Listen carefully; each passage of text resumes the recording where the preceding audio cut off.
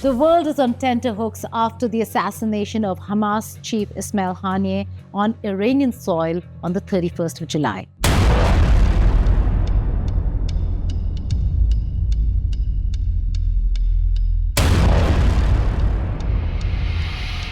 Israel and her allies, that is the West, are on alert for a massive response from Tehran.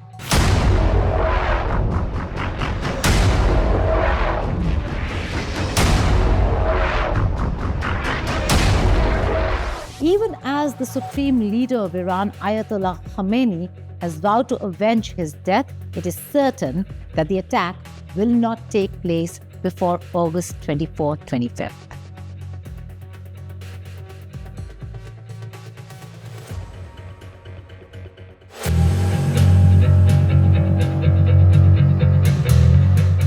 And over here on India Today Global, we'll explain why it is that Iran is not going to carry out the attacks against Israel at this point in time.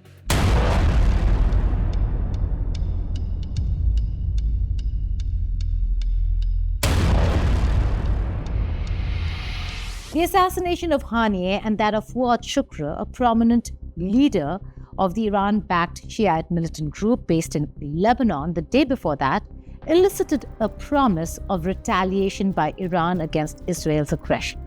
The fact that Haniyeh was killed on Iranian soil makes the situation all the more worse and tense.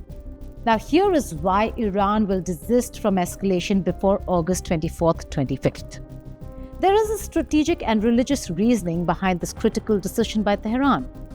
August 24th marks the end of the 40-day mourning period for Hussein ibn Ali, the third Imam of the Shia tradition, and is observed as Arba'in or Chehlam by Shia Muslims across the globe.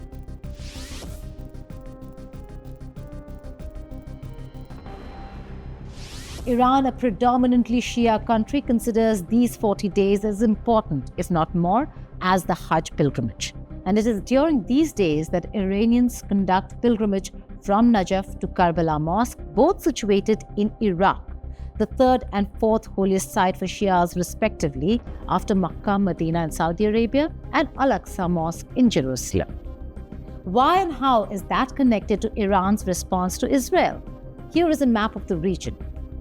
The proximity of Iraq to Israel explains the vulnerability of Iranian pilgrims during these days.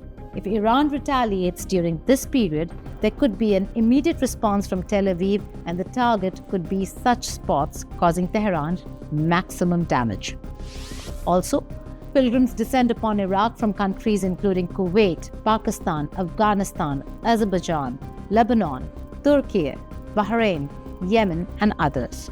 This year too, men, women and children from across Iran and beyond have gathered in Iraq for the Arba'in pilgrimage, with expectations of over 22 million participants. The attack or the assassination of Ismail Haniyeh took place on the night of 30 and 31st July. And, the whole region and the world has been waiting that when Iran is going to retaliate and, see what happens thereafter. But among the other factors, there's one factor which has not been talked about much in the circles, and that is this pilgrimage of the Shia Muslims, and which is ongoing right now in the Iraq and Iranian region, and it is called the Arba'in or the Chelam by the Shia Muslims. And August 24th and 25th is the time when this pilgrimage is supposed to end, and that would be the 40th day of mourning period after the day of Muharram.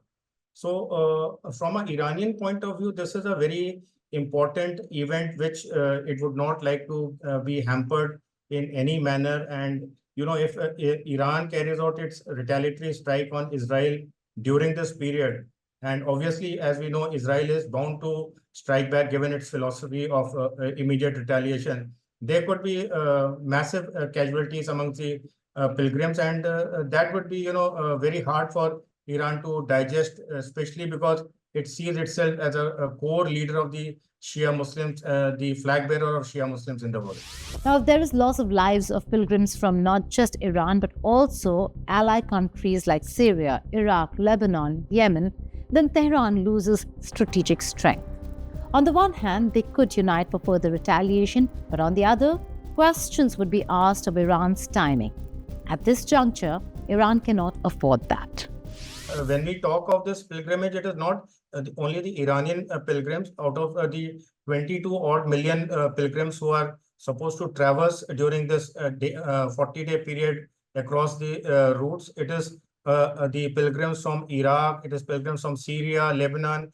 They also pilgrims from other Muslim countries like Pakistan. We just heard about a news, I think yesterday or day before, when a bus filled with Shia Muslims who was on this pilgrimage overturned somewhere, and 50 odd pilgrims lost their lives. So you're right when you say that it is not about Iran, and that's why I said that Iran considers itself to be the flag bearer of the welfare and security and safety of Shia Muslims, and that is why not only for Iranians but for all the pilgrims, Shia Muslims who are conducting this pilgrimage during this period, it is very important for Iran that their safety is ensured and safeguarded and not put at any risk because of any action that Iran has to take against Israel.